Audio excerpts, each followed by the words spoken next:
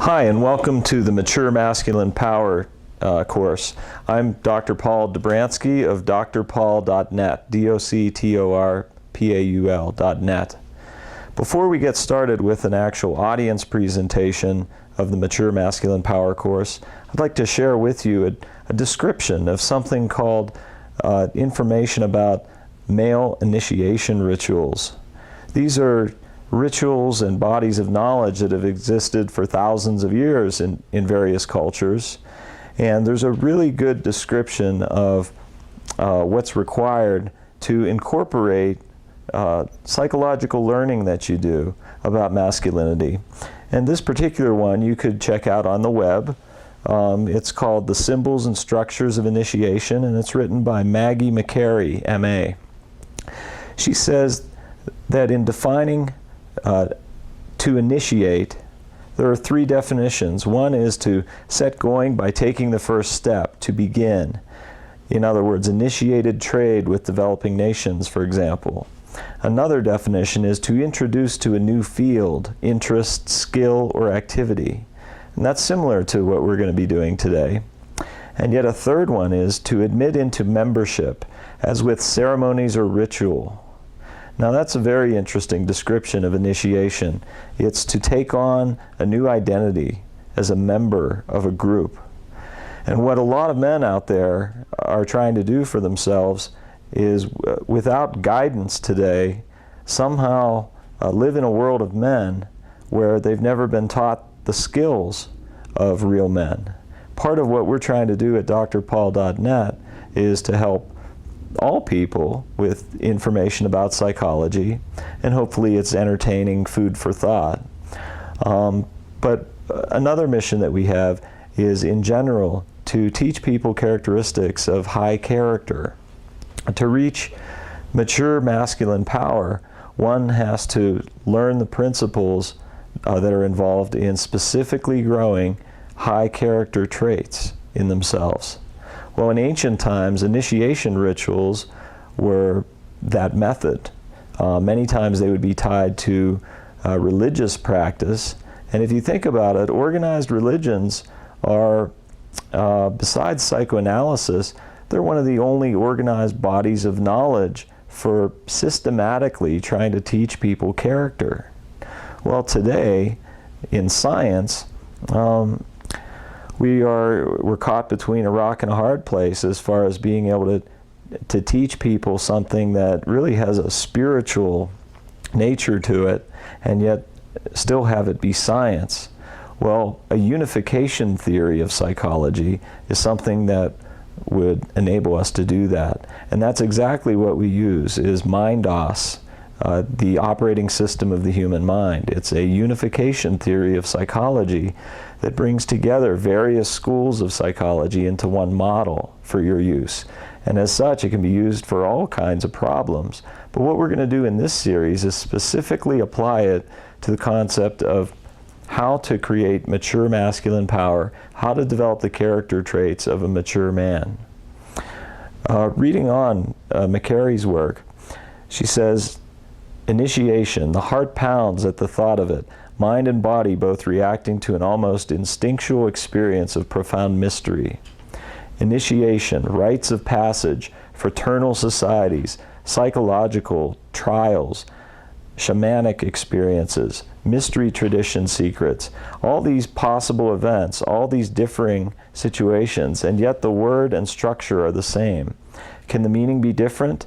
Initiations as accomplishments, or as an award to honor the mark of growth through the study of an individual.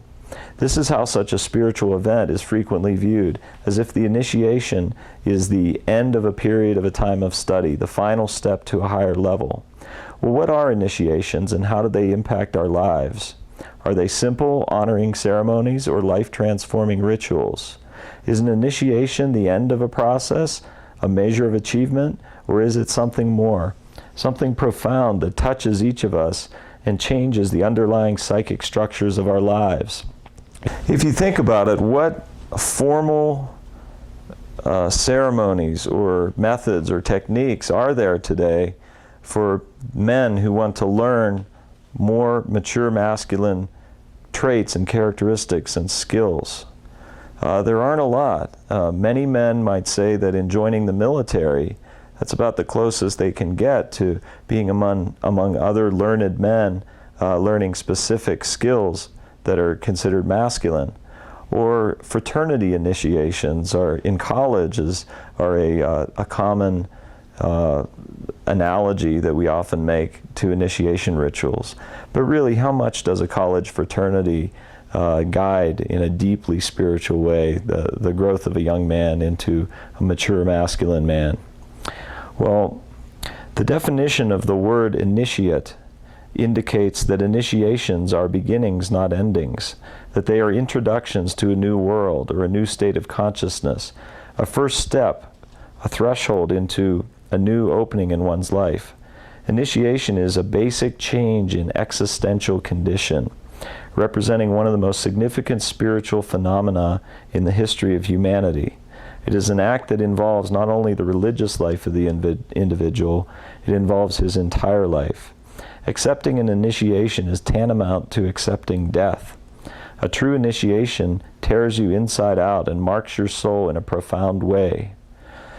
This is an interesting description of initiation, and describes it as a very important cultural process and cultural event. And yet today, there aren't very many organized methods of men going through this process and really having a life-changing, personality deepening, character building, specific process for bringing that about. Hopefully today, that's one of the things we're going to learn about are what are the exact components of high character and masculine power.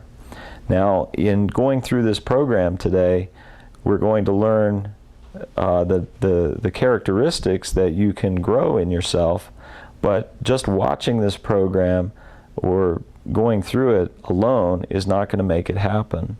You'll have to practice at some of the things you learn as far as building higher character and masculine power.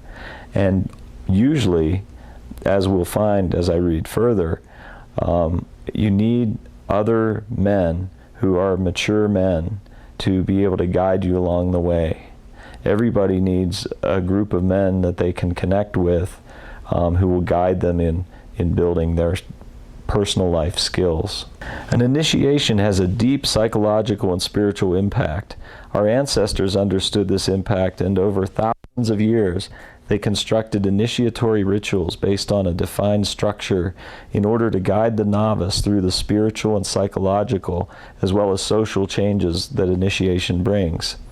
This initiatory structure, documented by famed anthropologists Genep and Turner, as well as religious studies scholar Mircea Eliade, influenced the work of mythologist Joseph Campbell in developing the hero's journey. Depth psychologists use this structure in helping patients cope with deep psychological changes that occur after a life-changing event. This structure is revealed in the timeless myths of human and divine struggles, in the stories of the goddess's descent into the underworld, in the story of Psyche's search for Eros, in the story of Parzival's search for the Grail, and recently in Luke Skywalker's quest to become a Jedi Knight. In all these myths and stories, initiation is the path of death and transformative rebirth. In other words, dying to your boy-like self and being reborn as a mature man. The initiatory structure follows an ancient pattern of retreat into chaos in which all things must be annihilated before the new world can be created again.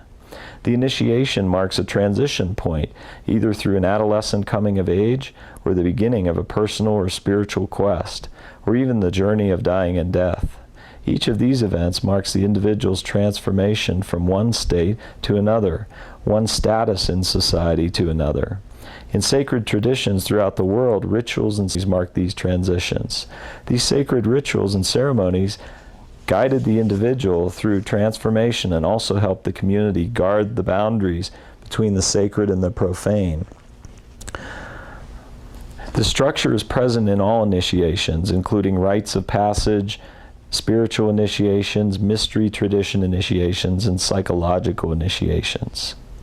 Whether describing a short ritual which begins a transformation, the extensive post-ritual adjustment time of transformation, or a long inner search for individuation of the soul, an initiation follows a specific structure characterized by 3 phases. Pay attention to these. 1, the separation from the old life.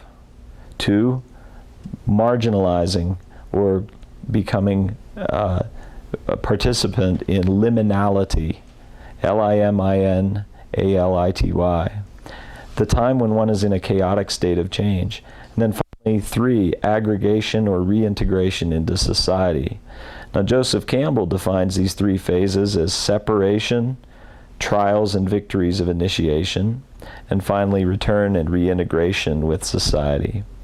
Separation, the beginning of the beginning, represents the death of the old life and parallels the myth of manifest and non-manifest conditions, that is the cycle of creation and destruction, in which all that has previously existed of the individual's life must be destroyed in order to return to the primal chaos. In puberty initiations, both male and female, this usually means a separation from the mother, as symbolic of the separation from childhood. In heroic initiations, separation takes the form of a self-directed quest, where the hero or heroine leaves in order to begin an adventure. In shamanic or spiritual initiations, the separation is often a displacement from the social order, a sense of having gone crazy and no longer fitting within the structures of one's life. In mystery tradition initiations, this is the removal of all social identity from the individual, and is often represented by nakedness or reclothing in special attire. In psychological events, this may be a sudden descent into depression, where one feels isolated from friends and family. Separation comprises symbolic behavior signifying the detachment of the individual from or group, either from an earlier fixed point in the social structure of a set of cultural conditions. In all these scenarios, there's a constant. The familiar life horizon has been outgrown. The old concepts, ideals, and emotional patterns no longer fit. The time for a passing of a threshold is at hand. Mythically, one can see the separation as it occurs in many stories. The goddess feels she is incomplete in her knowledge and leaves everything behind to pursue her quest. She passes through 7 gates and is stripped naked before she is allowed into the underworld to face death. Psyche leaves her sisters and her family behind as she is tied to the sacred tree as an offering to the unknown beast. Wolfram von Eschenbach's Parzival leaves his mother in search of adventure and then his wife in quest of the Grail in a dual initiation themed ceremony. In the Star Wars saga, Luke Skywalker's home is destroyed. His aunt and uncle, his social order and family attachments, are killed. He is orphaned, separated from his old life before he can go off on his adventures with Obi-Wan. Once the separation occurs, the novice moves to that chaotic state called liminality, a state that Turner describes as betwixt and between, neither here nor there. The state of liminality is a time of extreme chaos. And this word liminality is something that relates to how a man would feel as he's just beginning to learn to change who he is, to become more mature and learn mature masculine power.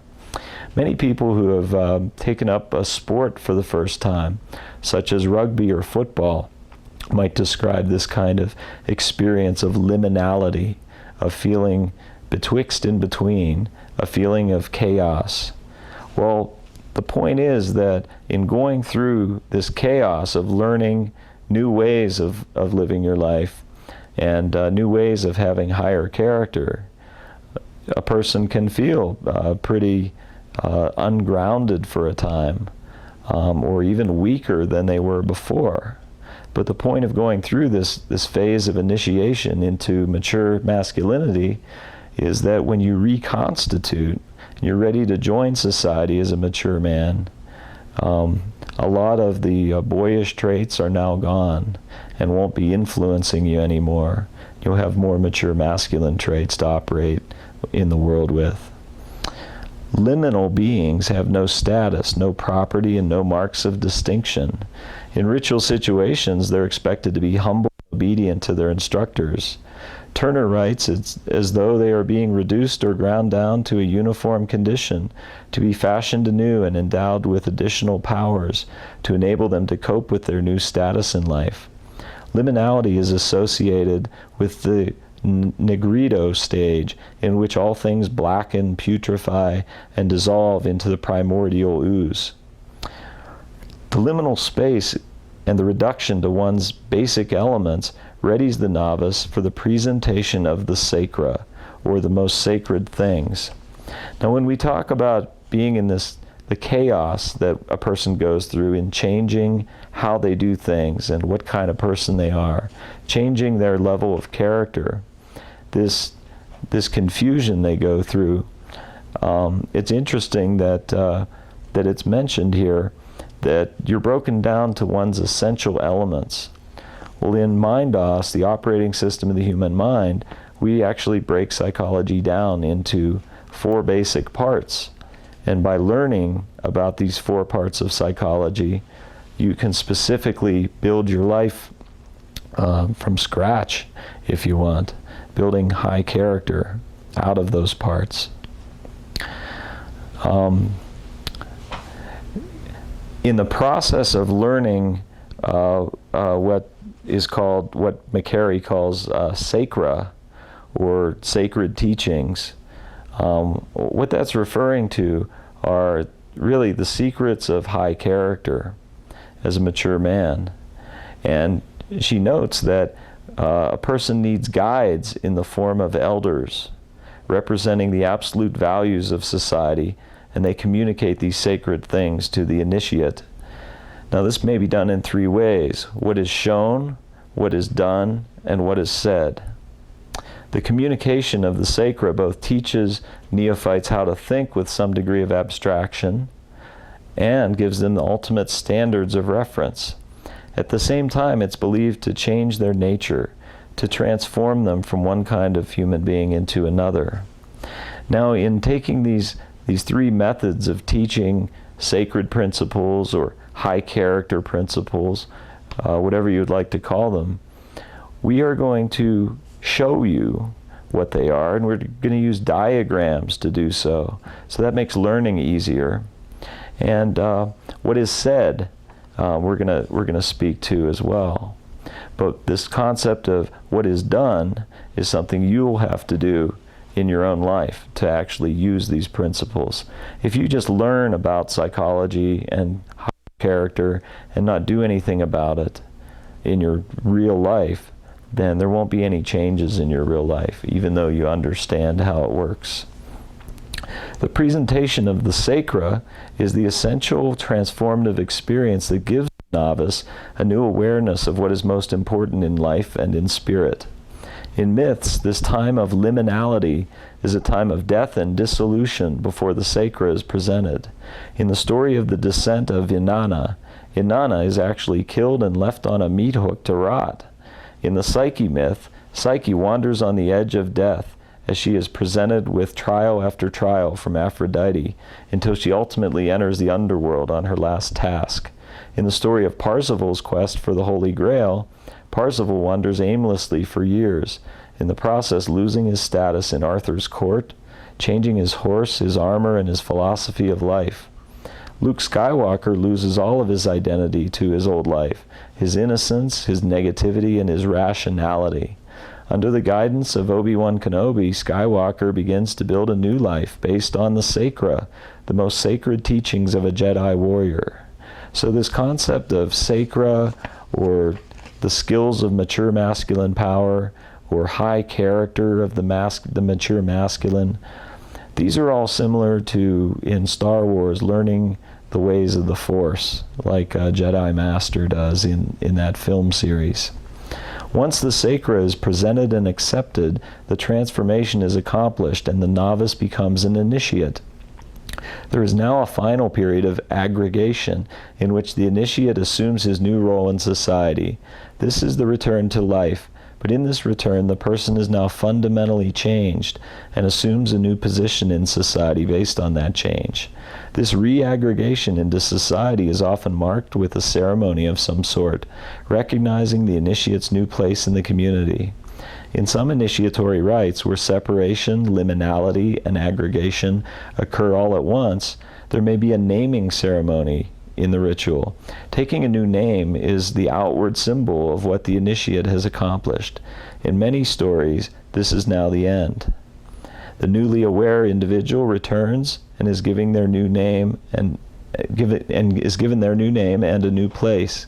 Inanna comes back to life and returns to become the queen of heaven and earth. Psyche accomplishes the final quest and attains immortality as she takes her position by Eros' side. Parzival achieves the quest and becomes the Grail King. Luke Skywalker destroys the Death Star and is heralded as a hero, presented with a medal by the beautiful Princess Leia. All seems well and all live happily ever after. The initiate takes up the symbols of the new status. The return sounds simple, but in actuality it can be a time of new trial and adjustment, where one struggles to find how they will now fit into society. The struggle becomes yet another period of liminality, in which the new initiate strives to discard what remains from the old life and struggles to understand the responsibilities of the new role. The tale is never finished, the cycle of death, life, and rebirth never ending. The initiate returns to life at a new point on the spiral with new insight and new growth, waiting for the next initiation cycle to begin. So the point of initiation into mature masculine power is that it's a never-ending process, that we all need men who are older and wiser than us to guide us through the various stages of life. One might go from high school to college, to one's first real job, to dating, to marriage, to making one's way in the professional world, for example, and eventually becoming, hopefully, a grandfather someday. And the cycle begins, giving that knowledge to the young. If you think about our culture today, it's easy to see how often we don't value our elders as much. We don't have grandparents living in the home as we may have 100 years ago. And so we miss out on the wisdom and knowledge of much older men who are much more mature than us. We need to find a way to get that back again. One of the things I've tried to do with this program and with others is to take some of the ideas from psychology and psychoanalysis, unify them together in an easy model that's very visual and diagrammatic, so that you can actually see a pathway to higher character, a pathway to solving problems and taking on the identity of a mature masculine man. As such, the diagrams that I'm going to show you are much like maps. They can guide you to the solutions to nearly any kind of problem that we come across as men today in our culture.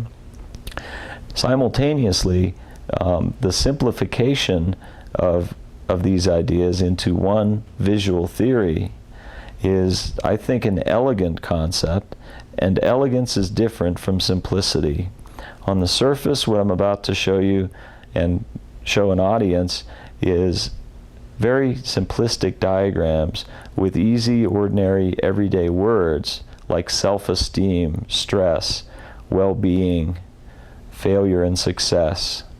Words like this are simple, and we use them all the time in our everyday language, but until this point, it's been very difficult for anybody to use them in a practical way, where it's almost in a scientific way you can get results and count on results every time you do a certain skill.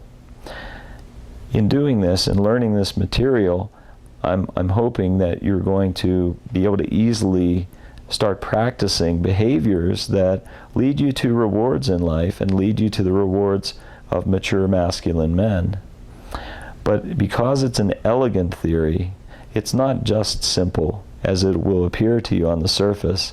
Underneath it is operating the complicated theories of psychology that have been developed up to this point, such as psychodynamic psychotherapy, self-psychology principles, solution-focused psychology principles, object relations, Jungianism even, are all built into this theory and operating underneath it. That's what makes it elegant, I hope. I hope you'll enjoy it. And as such, I hope that you'll see how easy it is to learn to change what used to be a very complicated, expensive thing. And now let's join our audience presentation. Welcome to Mature Masculine Power. I'm Dr. Paul Dobransky of drpaul.net, doctor.net. And what we're going to cover today is essentially an application of my prior theory called MindOS, the operating system of the human mind, but applied to general interest areas as far as masculinity, dating. One thing I like to do when lecturing to folks is to really tailor it to their needs.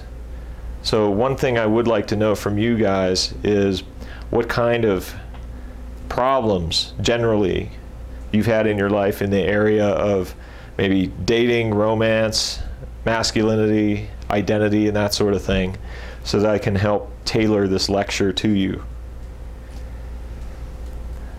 Anybody? How long you got? We got lots of problems for you. Got a couple hours. We got stuff for Got a you. couple hours. Except we don't call them problems, we call them situations.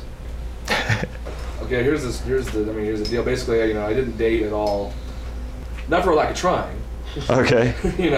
And then I met my ex-fiance who I moved here with. Okay. And I didn't want to move here, but she wanted to go to grad school, so we moved, and this is where she went to undergrad, so we moved here. And then she ran off with a med student. About 4 months later, after I'd paid for the whole move and everything, that's been almost 6 years ago. I've, nothing except for one short month-and-a-half relationship, and in that 6 years, I've been on like a whole total of 5 first dates, 2 Wow. second dates, and one of those second dates was this girl. And like I said, not for lack of trying. Okay. All right. Well, I think we're definitely going to be able to address some of that for you today, and definitely I'm going to give you some good tools to use to be able to work on these areas in your life, and then you'll be able to make them specific to your particular scenario. So yeah, this should be good. Yes, my situation has to do partly with his situation, in that I was in a long-term relationship, and it lasted 2 years. And then I started dating, and I got pretty good at getting first dates with a lot of girls.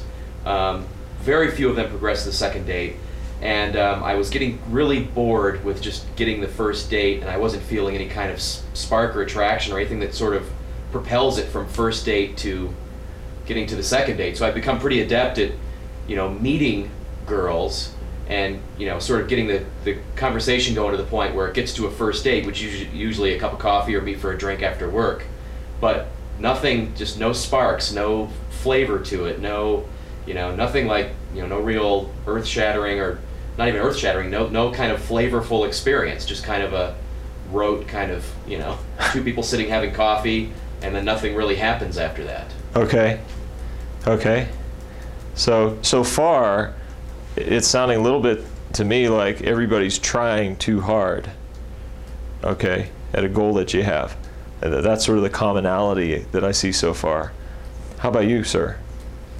Well, the problem that I'm having is that I've experienced success in certain areas of my life, for example, in business and fitness.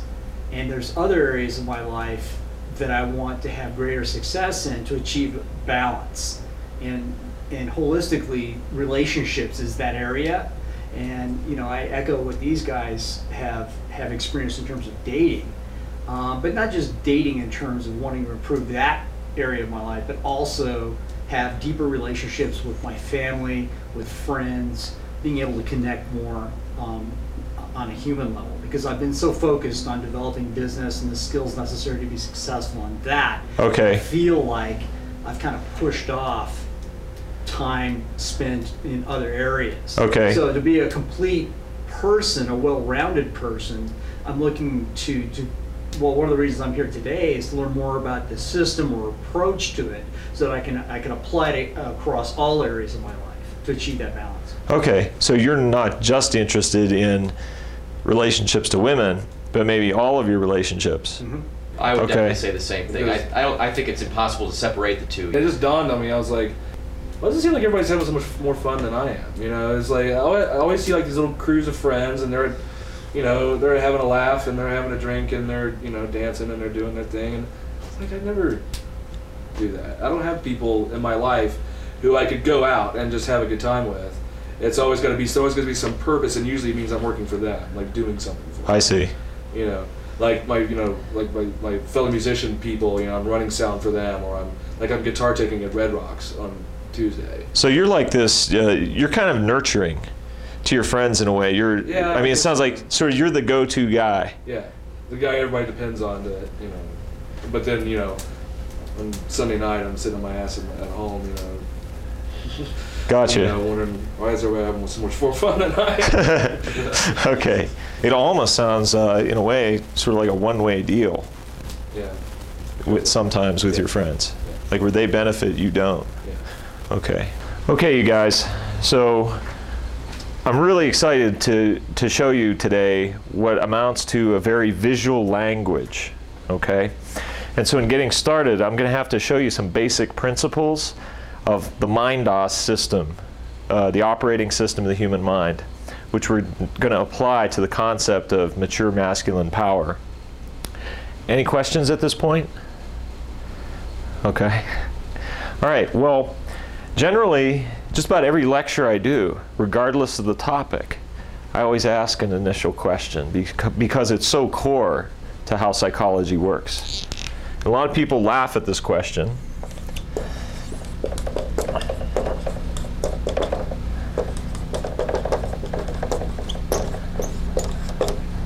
But I mean it seriously. What is the meaning of life? Any comments? It sounds almost silly. It's like, you know, one of the deepest philosophical questions of all time.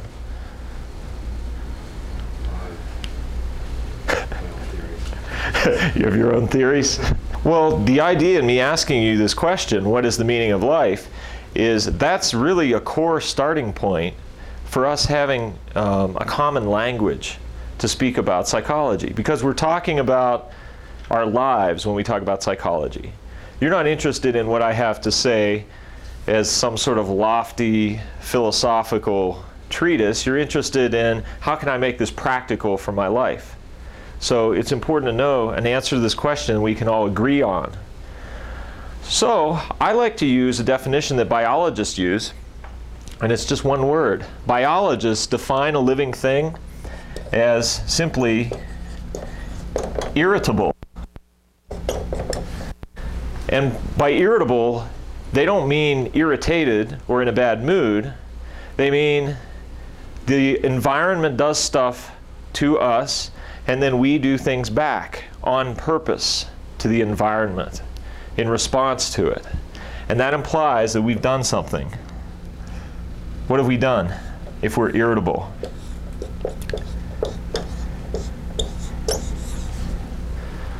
We've made a decision. Okay? Do you see the logical process there? What's interesting about this method of teaching psychology, applying psychology, and basically solving problems. This is a problem-solving method that's patent pending as of this year, 2004. Decisions define life.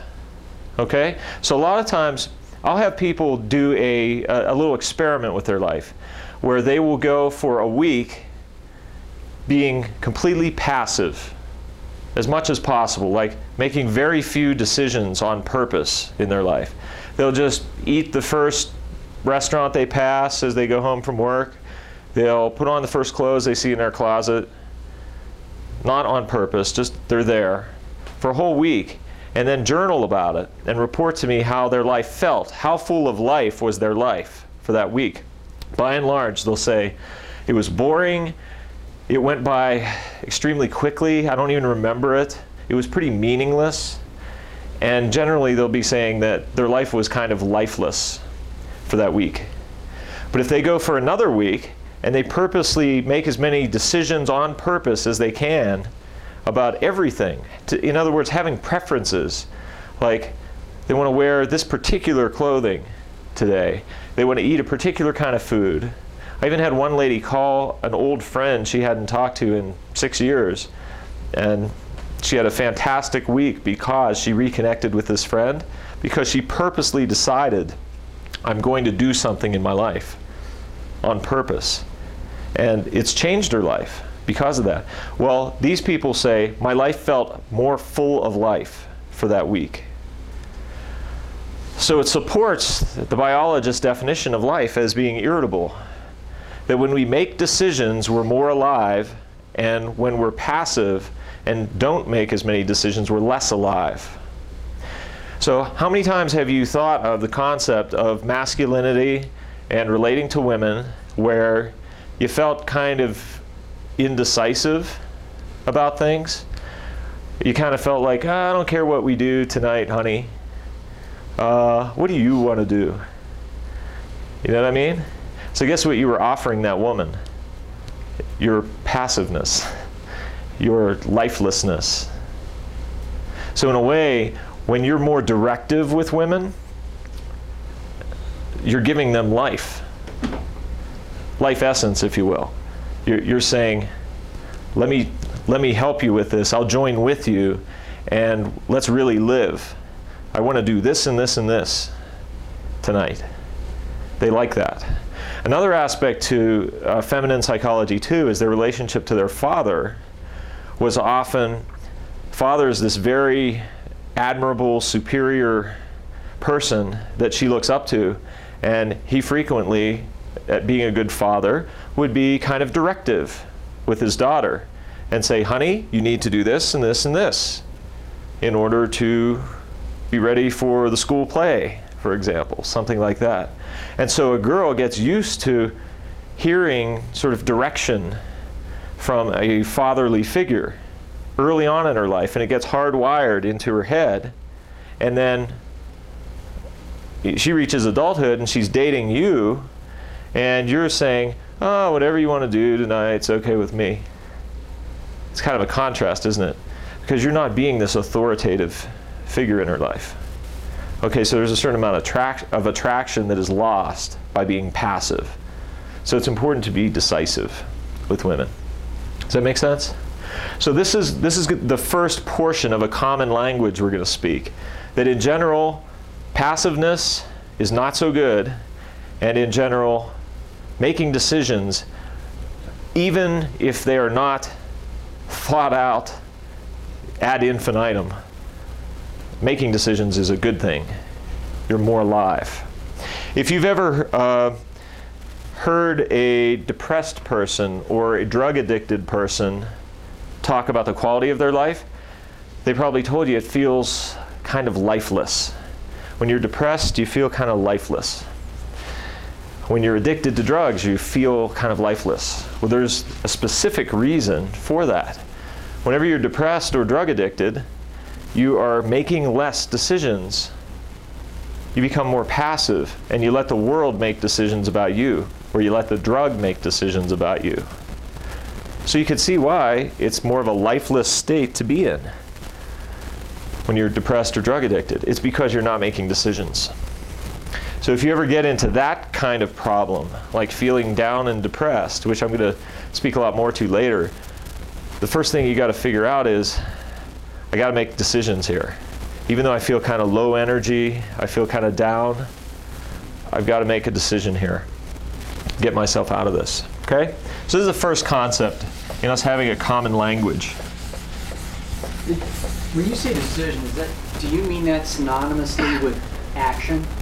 No, I mean deciding something in your head which may lead to an action or it may lead to inaction, but it's purposeful. Like, I am not going to call her. I'm not going to call her. Therefore, We are going to the movies, Yeah. and we are going to dinner, or I am going to get out of this relationship by this date, for example. And then you are likely to act on your decision at some point, but you've decided something rather than letting the world decide for you or letting the woman decide for you. Okay? Think about it. If you're not making the decisions about every aspect of your life, then who is? Everybody else. And so you're going to end up with the relationship no one else wanted by default. What does the world give you if you let it decide for you? Is that in your best interest? Yeah, the world puts you wherever you are willing to get put. So you get the relationship no one else wanted, maybe the job no one else wanted, and ultimately the life no one else wanted by being passive. Okay, very important. Next concept has to do with time and how our mind makes up time. Okay, there's 3 ways to spend time. We spend it in the past, the present, or a future orientation. If you've ever driven a car to a familiar place and kind of forget how you got there, then you're familiar with this idea. Because you're not paying attention to every turn of the wheel and shift of the gear in getting there. It's sort of like you just arrive and you're like, gee, that passed pretty quick. How did I get here? I was sort of on autopilot. Well, said, time frame wise, during that trip, it was in either the past or the future. You were either daydreaming about what you're going to do in the future, or you were mulling over something from the past. Okay? So, when we spend our time in the past or the future, during those times, on autopilot.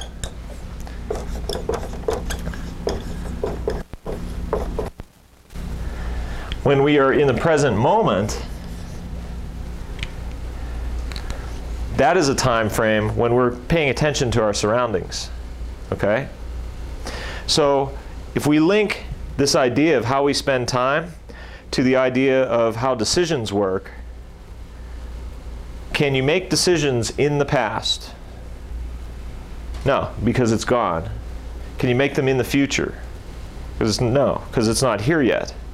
You can only make decisions in the present. Which means what? About having a present moment mindset, or an attentive to your surroundings mindset.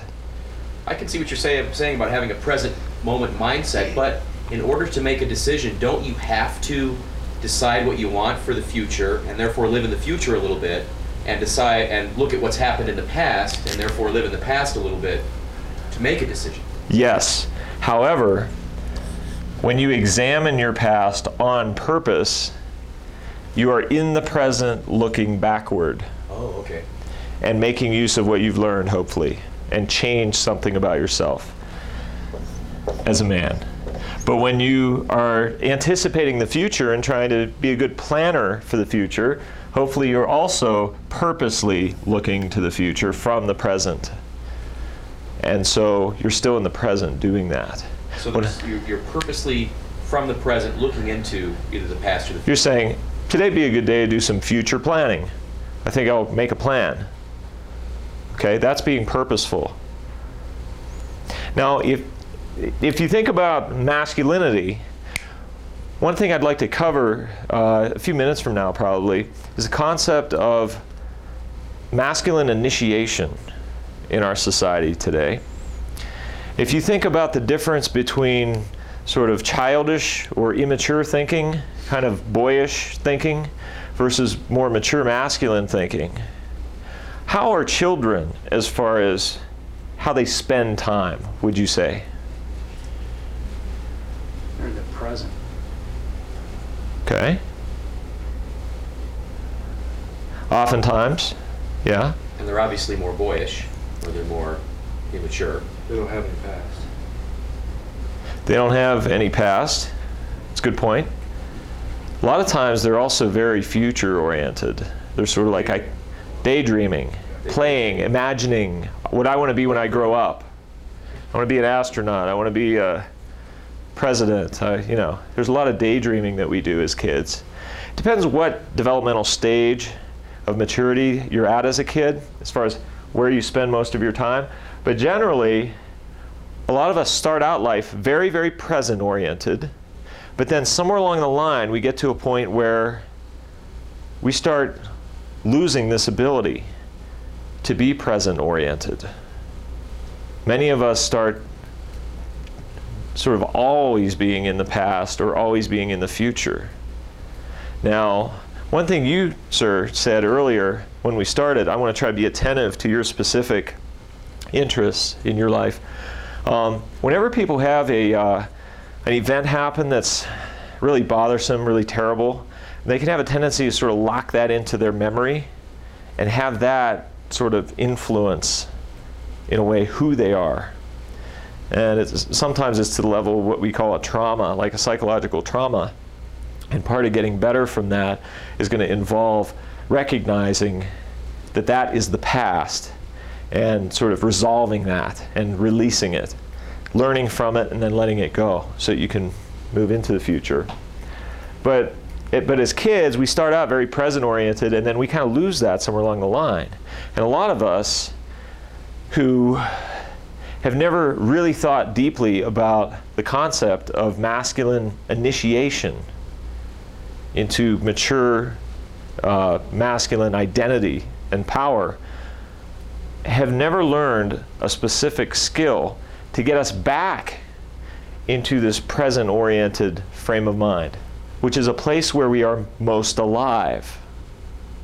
Okay? So if you spend a lot of your time in the future daydreaming, while you're daydreaming so much, you're a little bit less alive. If you spend all your time regretting the past, mulling it over, how did I screw up with that girl? What did I do wrong?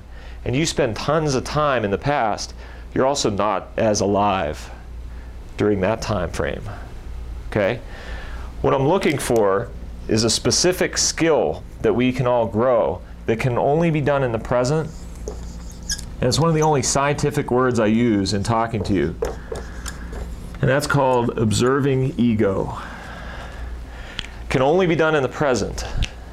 And what observing ego is the ability, the learned ability to step outside yourself and look back at yourself and make a judgment of how am I doing with my behavior, even as you're doing it. It's kind of like self-observation in a way, but it's the ability to step outside yourself and look back while you're living. So an example might be, say I was verbally fighting with a person. I might say, in my observing ego ability, I might say, I'm fighting, and I step outside myself and look back and say, gee, I'm angry right now. But I'm still fighting. I'd step outside myself and look back and say, is this getting anywhere? But I'm still fighting.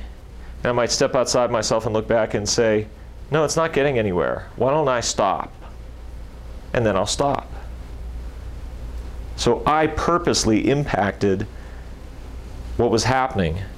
I changed something about me by having observing ego. Do you kind of understand that skill? Because without the skill of observing ego as a man, you can't get to mature masculine power without the ability to have observing ego. It's a learned skill. And it's kind of like the same reason that people would journal. When you journal, it's kind of like you looking at you on the page. You're examining your own life, even as your life is moving along. Well, why not, instead of just journaling, why not make how you look at your life be more of a visual thing, where you can actually draw diagrams of your life, essentially, a language in diagrams, and actually make a map of where you'd like to get your life to be, where you have goals that you're going to get to. Does this make sense? Any questions about what observing ego is and how important it is to mature masculine power? The only thing you're observing when you're observing ego is observing yourself in the present at that moment, so you can make a judgment about it. You're making a judgment while thinking on your feet. In fact, for purposes of, say, communicating to women, how important would observing ego be to have if you're in the we failed to have this recently when we spent some time together, me and some of my friends over this part of the auditorium here. As we were out, we weren't paying a whole lot of attention to the quality of our interactions with the women that we were trying to connect with and have an enjoyable evening with. And as a result, there were sort of some missteps and kinks in how we were connecting. It was because we weren't using observing ego. But at some points, we did use it. For example, this gentleman over here had said, you know, it occurred to me that it was good to just kick back and not be as intense about, you know, making the evening go a certain way. That was observing ego on his part, because as we were in the moment, he was stepping outside himself and commenting on his own progress, if you will. Observing ego is essentially the only skill that allows human beings to change or grow. That's important. Write that down. Especially in a man's life. A man's life is different in many ways from the trajectory of a woman's life from a deep psychological standpoint. Of course, there are different cultural ways of doing things, depending what part of the world you live in. But in general, a man's life is about go out there and make your way in the world. Now today, at least in America, a woman's life might be that way too. But the way we're hardwired for thousands, maybe millions of years, a woman is more hardwired for connectedness and kind of timelessness about that connectedness to others. Women are more about what is the quality of my relationships to others. Men are more about how far along am I making my way out in the world. Okay? So then how important to your masculinity is the concept of observing ego? If it's the only thing that allows human beings to change or grow. Pretty important. Yes? Most of the time when you say change or grow, what I usually think of is something happens and you say, okay, I'm going to learn from this experience and move on. How does that relate? Because you're talking about the past, you're looking back on it and saying, I'm going to learn from this and move on. How does that relate to observing ego? Okay, how do you learn from the past using observing ego? Well,